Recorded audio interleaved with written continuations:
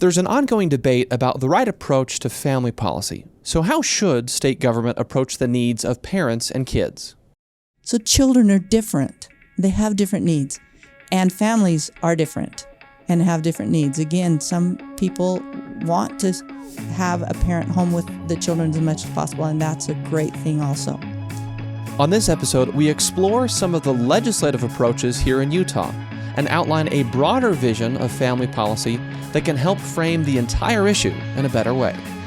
You're listening to Defending Ideas. Defending Ideas is a weekly podcast produced by Sutherland Institute. On this show, we are committed to renewing the principles of common sense conservatism, making you a better champion of sound ideas. Welcome to another episode of Defending Ideas. I'm your host, Nick Dunn, and this week we're talking about family policy, child care, and the role of the state, specifically looking at potential and past legislation. Our guest this week is Representative Susan Pulsipher. She's a member of the State House of Representatives representing the South Jordan and Sandy area. Representative Pulsipher, thanks so much for joining us on Defending Ideas. Well, thanks for having me. I look forward to this conversation. So I wanted to talk to you about this just because of the work that you've done on the family policy and childcare issue, and you've kind of been developing a great degree of expertise on this issue from the legislative standpoint. So I want to first ask, before we get into some of the specific policy ideas, give us a quick sort of summary of how you've gotten involved in this issue, what you did to sort of understand the dynamics of essentially the debate we're having right now as a state and a nation, for that matter, around family policy. Give us a quick sense of what you've been doing and what you've been learning. It was really interesting. A couple of years ago, the Republican women began to talk about what we could do, and because a woman's perspective sometimes, and women's issues are sometimes just a little bit different. And we were looking at some of the women's issues. And one of them came up was childcare. And as we talked about it, I thought, oh, that is really interesting. I would be very interested. And there was potential legislation that we were thinking about. So I ran it. And we didn't really pass it that year because it was easy to see that we needed to dig in a little deeper. And so we didn't pass it. But during that, the interim, the speaker called me and asked me if I would go to a special fellowship, NCSL fellowship, on early childhood and childcare. And so I did. And it was fascinating. I loved it. We met with people from all around the 50 states, looked at what was happening nationally, and it was a really good view of childcare. In the meantime, I had met with many of the childcare providers here in Utah. In fact, that summer, I met with many childcare providers and groups to understand what the issues were for them and where we were, and it was really fascinating. So NCSL, you mentioned, that's the National Conference of State Legislatures for our listeners, and that kind of gave you a crash course going in depth into the issue of childcare. What were some of the things that you learned throughout that process, looking at other states, looking at potential legislation, and also talking to childcare providers? What's something that maybe surprised you the most, or something that you learned that you think doesn't get talked about often enough on this issue? Well, what surprised me the most, I believe, is the lens and the perspective that it's being looked at nationally. And I thought that the lens is too narrow. And now when I talk to childcare providers here in Utah, I didn't feel that same narrow lens. I did as we looked at it nationally. And when we look at it nationally, it's mostly about the economy. And again, it is about the economy, but I think that's too narrow. And so that surprised me the most. Let's dig into that for a second, because it's something that I've noticed as well. And maybe I'll try and articulate it in a way and kind of test that with you to see if that matches what you saw throughout this process and what you continue to see.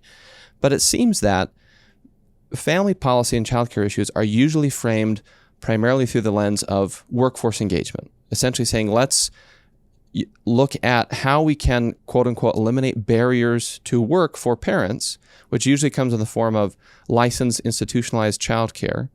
And perhaps a better lens is, well, let's broaden that out and say, what are the diverse needs of parents and families with respect to overall how to balance work and caring for their kids? So maybe a simpler way to put it is, we ought to shift the lens from purely a workforce participation focus with respect to childcare and family policy to the broader question of how do we help more Utahns move closer to the ideal of how they would like to balance work and caring for their kids in the way that works for their own families. Is that right? Does that miss anything? Are there things that you've seen in the discussion that maybe add some different angles to that? No, I think you're exactly right. I think what we have to remember is childcare is essentially about caring for children. And all children need to be cared for. So that's really the broad picture that I think we need to think about this in. And all children need to be cared for, and different families require different circumstances. And when you start looking at it through that lens, I think you can really find solutions that meet people's needs. When you think about it only as an economic issue, then you begin finding a one-size-fits-all solution, which just doesn't meet a lot of people's needs and will create probably more problems, or as many problems as it solves. I think there's a key definition point there that in this public discussion, sometimes you hear things like, well, every family with kids, every family needs childcare. And I think some people hear that and interpret that as, well, it sounds like what you're saying is every family needs licensed institutional childcare, which isn't the case. There are families who need that. There are families who look for that proactively. But to your point, there are other families who say, well, I want my kids to be cared for in a good way. But for a lot of families, in fact, we'll get into some polling data, for most families here in Utah and some other national polling showing some similar trends, when they say, I want my kids to be cared for in a good way, often the preference actually comes down to parents rather than childcare providers, which doesn't diminish the important role that childcare providers play and the wonderful service they offer to many, many families. But talk about that sort of shifting the definition a little bit. When you say childcare, you mean just kids being cared for in the environment that is good for them and sort of aligned with the parents say, this would be best for my kids in the ideal world. Yeah, absolutely. And obviously traditional childcare centers are absolutely one of those options that we need to have available. But we also thinking about childcare centers that are located within businesses, which is a little bit different kind of a model. And then the in-home residential childcare, family, friends, and relatives. You know, for a lot of families, it's having their aunt or their grandma or somebody care for the children. And that is still very legitimate, important childcare. And then also flexible work schedules for parents, and then one parent staying home full time. And thinking about all of those is, I think, very important in the child care discussion, because not only families are different, their circumstances are different, and children are different. I had 4 daughters, and one of my daughters, if I had chosen child care, which I was a stay-at-home mom, but if I had chosen child care, I would have looked for a neighbor, somebody they knew, because she was very shy, and that would have been very hard for her. But having someone that she already had a relationship with, like a family or a neighbor, would have been good for me, or a small. Now, I had another daughter who was just very gregarious and outgoing, and if I'd taken her to a child care center, she would have thought this was the most wonderful thing in the world. So children are different. They have different needs, and families are different and have different needs. Again, some people want to have a parent home with the children as much as possible, and that's a great thing also. I want to mention a couple of statistics that tie into what you're talking about, because it is kind of centered on this discussion of the needs and preferences of Utah parents are diverse.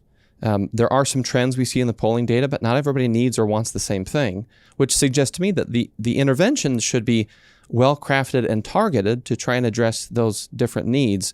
So I want to get your reaction to some of these statistics. And this is from the Gardner Policy Institute, a survey that ran just about a year ago, talking about work-life balance preferences for Utah parents. And one of the most striking numbers is 81% of parents say that ideally they'd prefer a parent or guardian being the one caring for their kids.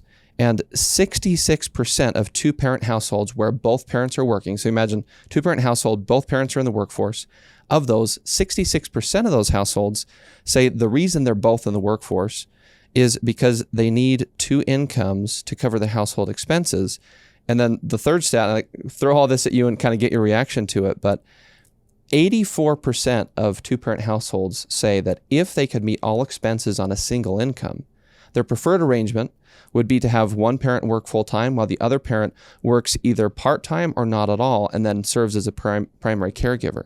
So I throw those out to kind of see, is there some data that can help sort of shift the lens of the debate? Have you, I guess, felt traction saying that, look, these numbers, Utah parents are telling us they want to be able to spend more time with their kids.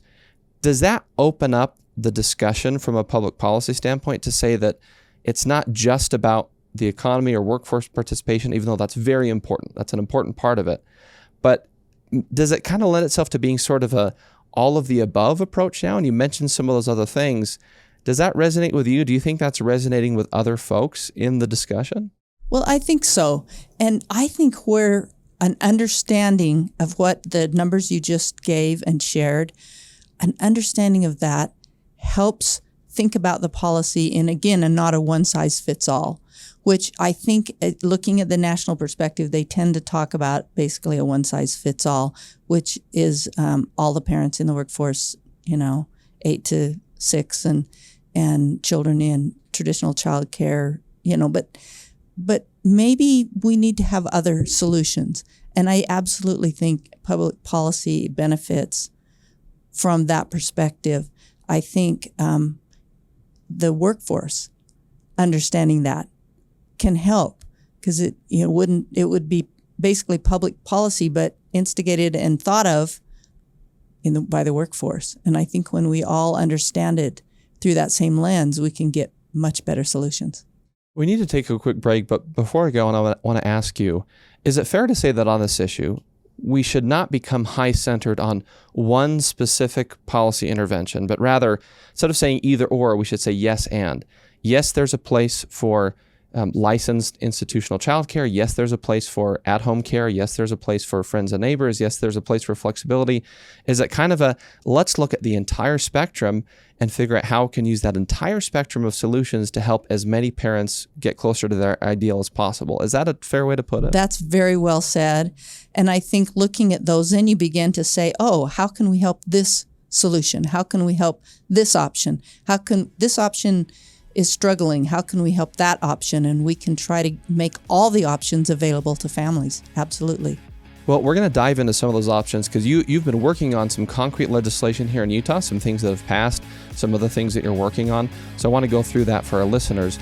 We'll take a quick break. We're talking with Representative Susan Pulsipher on the issue of childcare and family policy. This is Defending Ideas. We'll be right back. Sutherland Institute is an independent, nonprofit public policy think tank based in Salt Lake City, Utah. Our mission is to defend the principles of the American founding and strengthen the institutions of civil society essential for those principles to endure. Sutherland provides research, events, and multimedia to policymakers and the public to promote the principles of faith, family, freedom, opportunity, and responsibility. Visit sutherlandinstitute.org.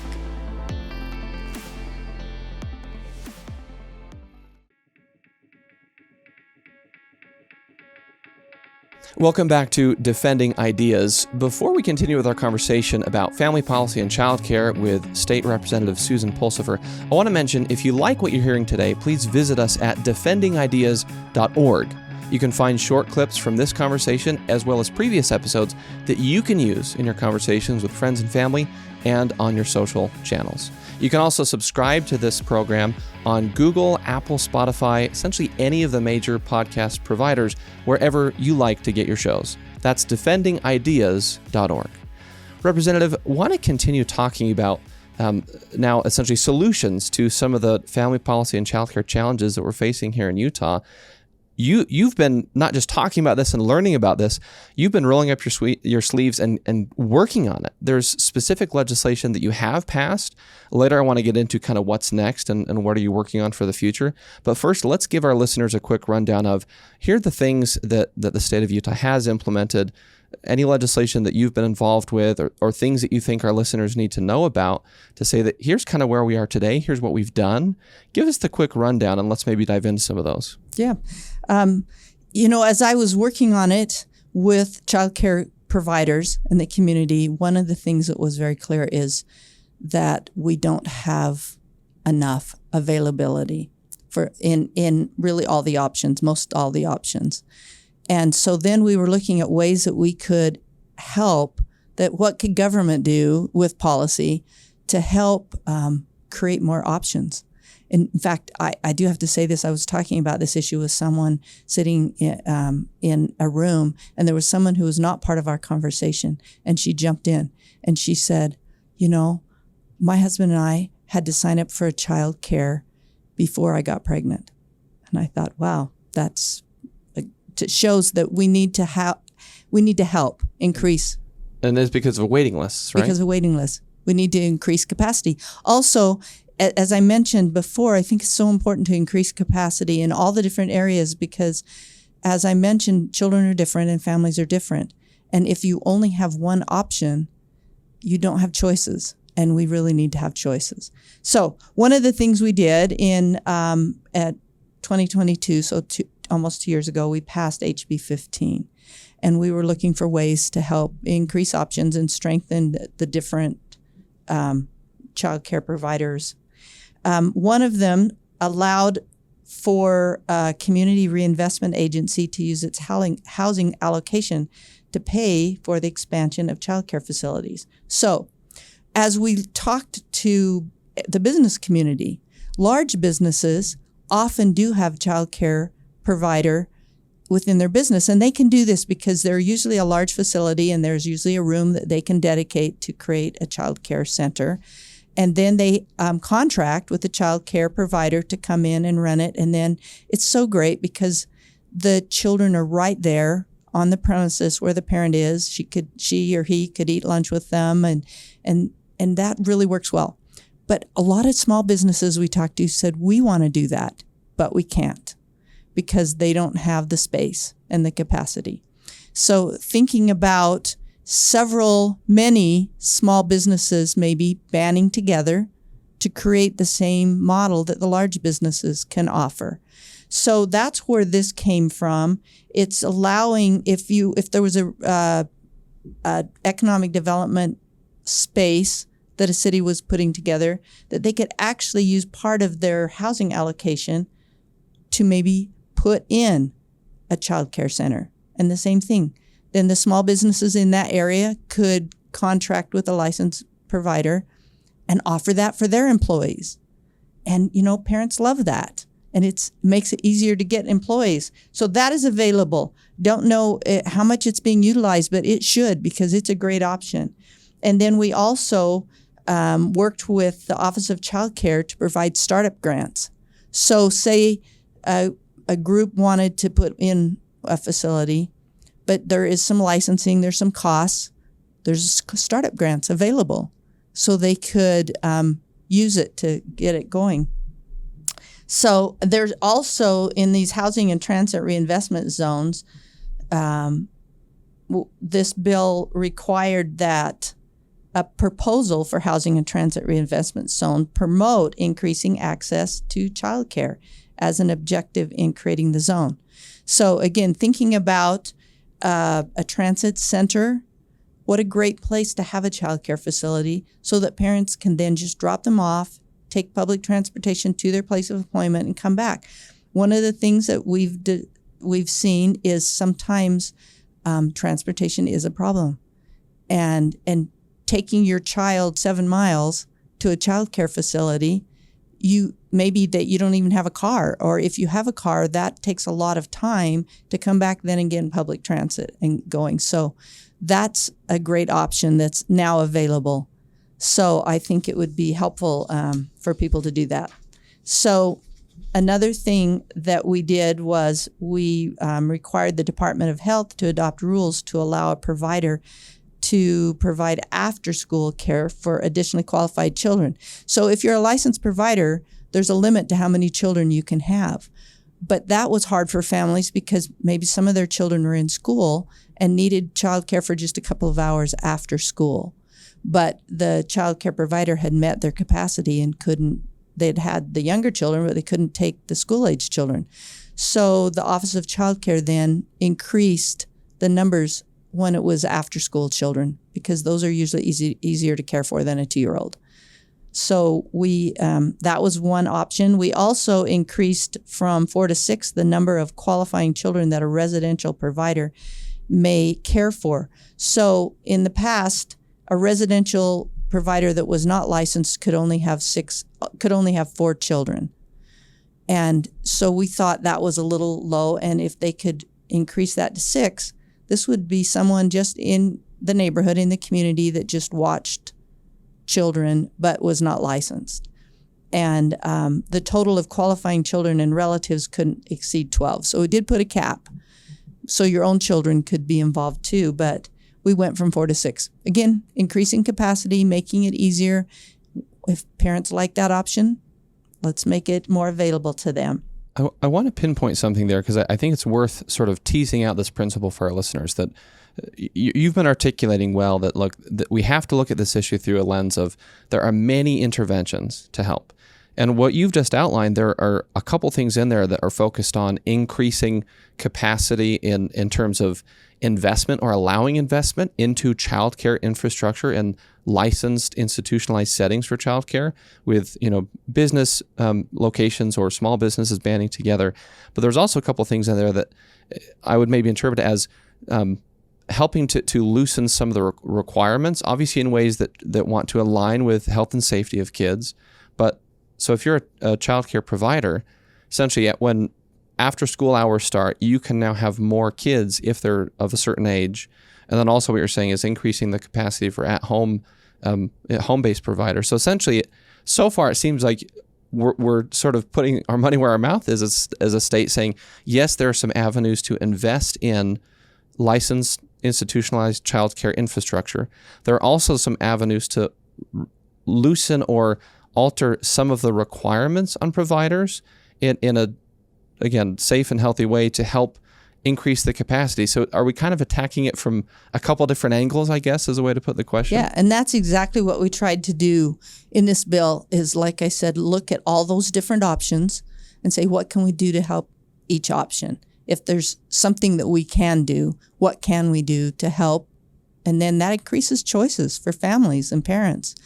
So, yeah, absolutely. And the choice piece, and I want to get to one of the ones I'm really interested in asking you about is the child tax credit as well. But that sort of choice point that you just made, it sounds like it's essentially going to both businesses and parents and saying, look, if you're a business and you care about this issue, there are some public policy levers where we can sort of broaden out the menu of choices that you have as a business. Because in my experience, sometimes there's been this perception of, if I'm a business and I want to do something to help my employees with respect to childcare, either I can have a totally internal, on-site, fully licensed childcare center or nothing. So a lot of businesses like you talked with saying, well, if those are my choices, I can't do anything.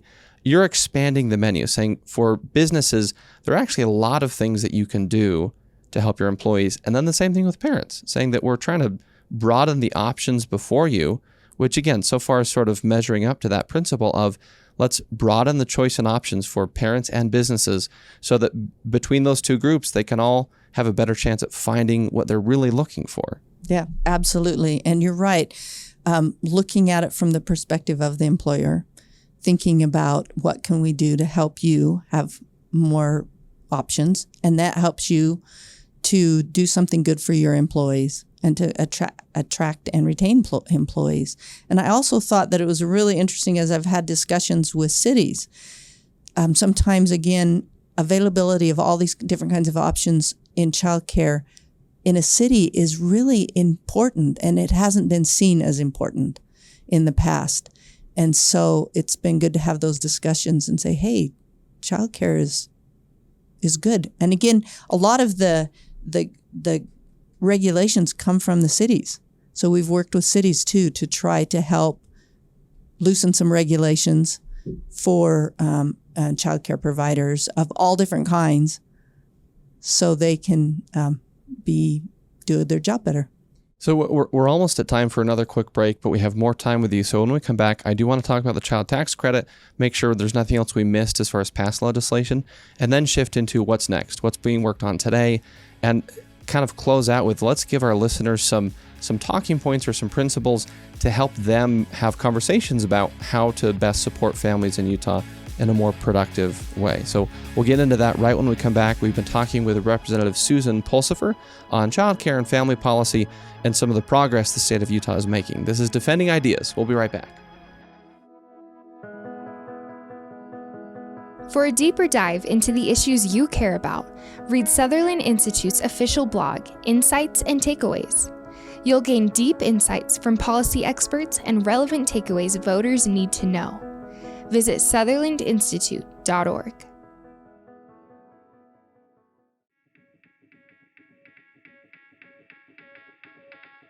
Welcome back to Defending Ideas. I'm your host, Nick Dunn, and we've been talking with State Representative Susan Pulsipher about childcare and family policy and some of the things that the state of Utah is doing to make a difference on the issue. We're going to continue, but first, I want to mention briefly, if you are enjoying this episode, please visit us at defendingideas.org. You can find clips from this episode and previous conversations that you can use in your conversations online, on your social channels, and with friends and family.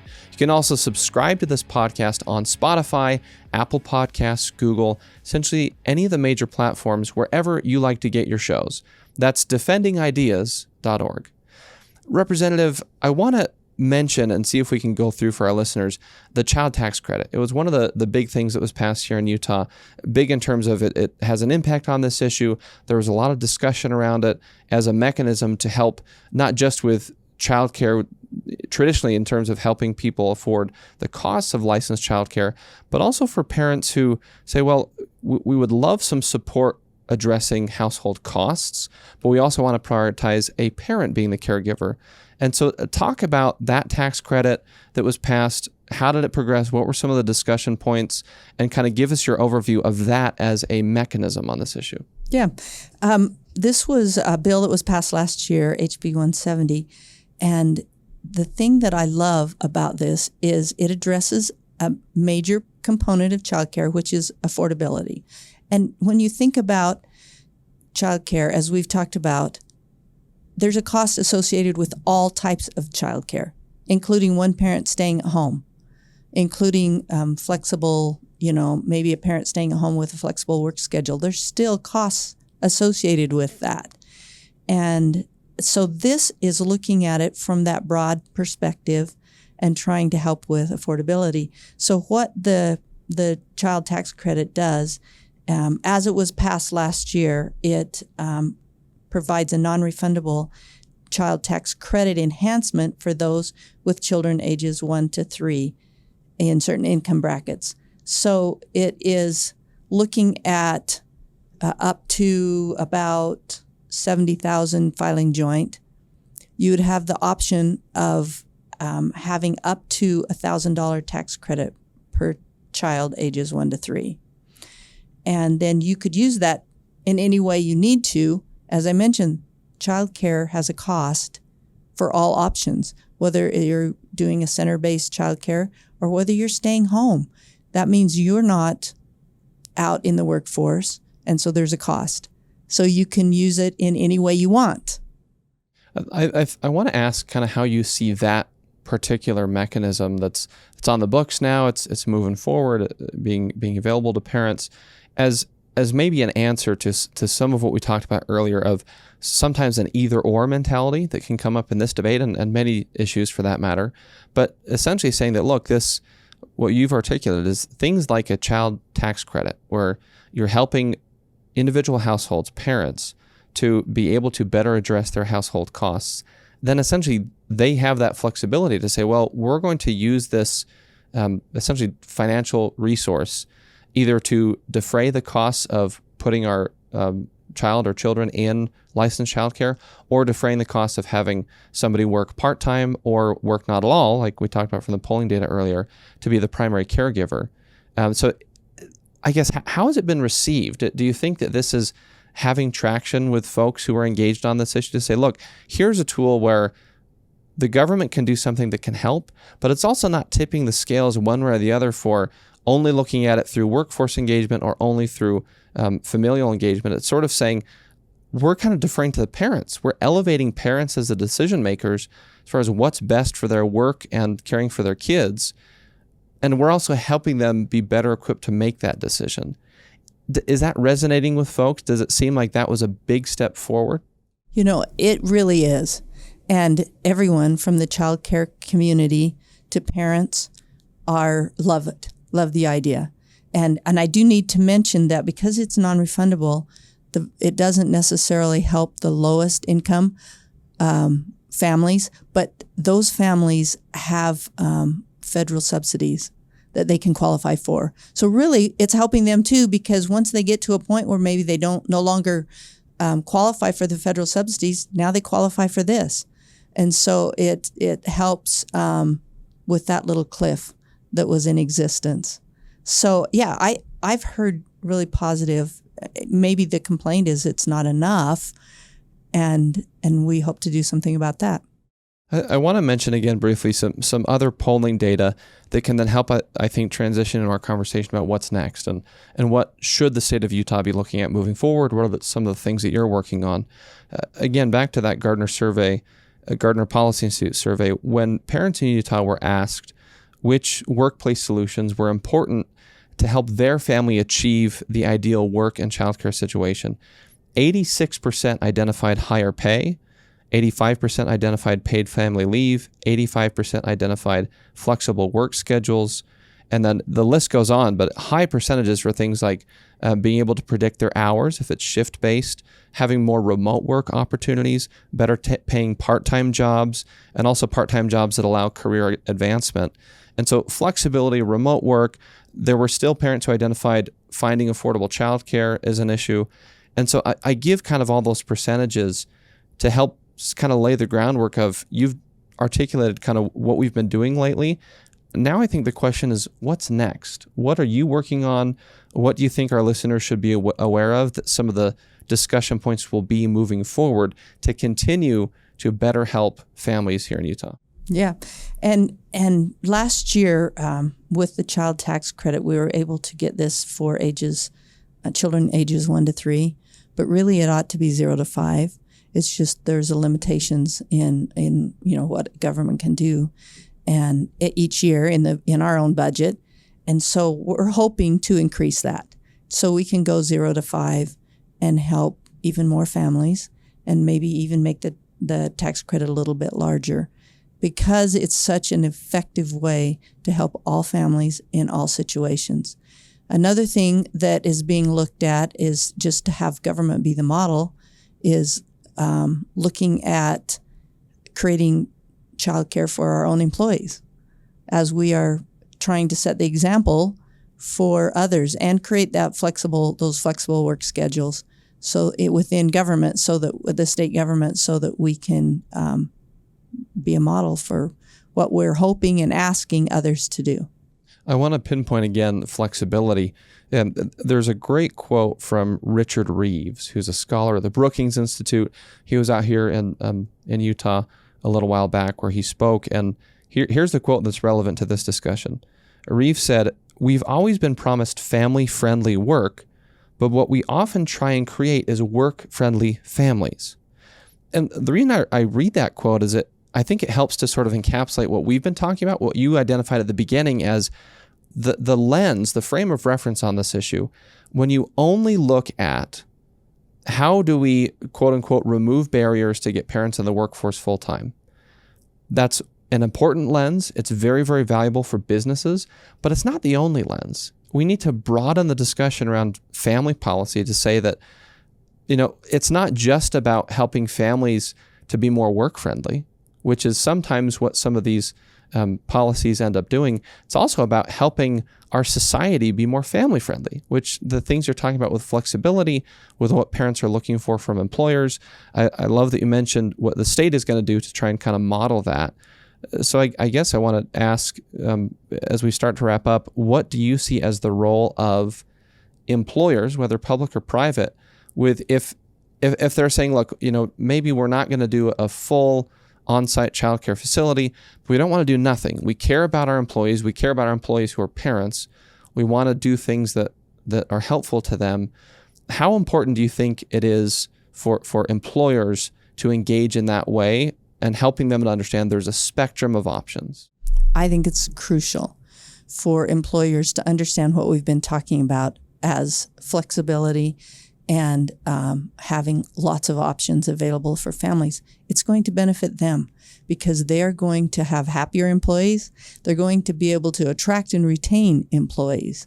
And so I think there's a huge benefit for employers to become engaged in this and to understand it. And once again, since we've been thinking about it sort of as a one-size-fits-all in the past, thinking about it as there are a lot of options and they're not all government-driven and many of them are employer-driven. And if they can understand that, I think it'll benefit our economy and definitely benefit our families. Well, as we wrap up, I want to end our conversation mentioning this idea of polarization. It's a common theme on this show and something that we work to address here at Sutherland Institute, because I think we all feel and recognize that the intense political polarization we feel on so many issues, seems like every issue these days feels polarized, is not productive. We have to recognize polarization is the enemy of sound policy and getting to good solutions. So with respect to this issue, do you think if we can help more folks rally around the idea of we're going to broaden the lens, we're going to have a better, broader framing of family policy that asks the question, how do we help more Utah parents be able to raise their hand and say, I'm achieving the ideal when it comes to parental workforce participation and how we care for our kids. And whatever that looks like for our family, we feel like we're able to achieve that. If that is the goal, and then business policy and public policy can try and help support that, do you see that as sort of a universal principle that can rally people together, that can help influence what we talked about with legislation, can help influence conversations with employers, and all of us who care about this issue, who care deeply about children and families? Is that, I guess, a good rallying cry? And how do you see that impacting the state of the debate? Can we use that to depolarize it a little bit? Absolutely. And when we think about it from a polarized landscape, we don't find solutions. And we don't find what is really going to help. If you're thinking about it, we shouldn't have childcare at all, which might be someone's perspective, then we can't find the solutions, the people who have to have it. If we think about it as, everybody has to use center-based childcare, then you're missing a lot of people who need other solutions for their children and their families. And so I really think looking at it from the broad perspective and giving, good, sound thought to all aspects will help us find solutions that will strengthen families and will strengthen the economy. Well, Representative Pulsipher, we want to thank you once again for lending your time and expertise, talking about what you've been working on this issue. Thank you for all of your service to the people of Utah here, and we'll hope to continue these conversations and, of course, watch things as they progress in the upcoming legislative session here in Utah. Thank you. Thanks for having me. Well, we have one more quick break before we leave you with some final talking points. This is Defending Ideas. We'll be right back. Sometimes it's hard to keep up with the latest policy debate that affects your life. The solution?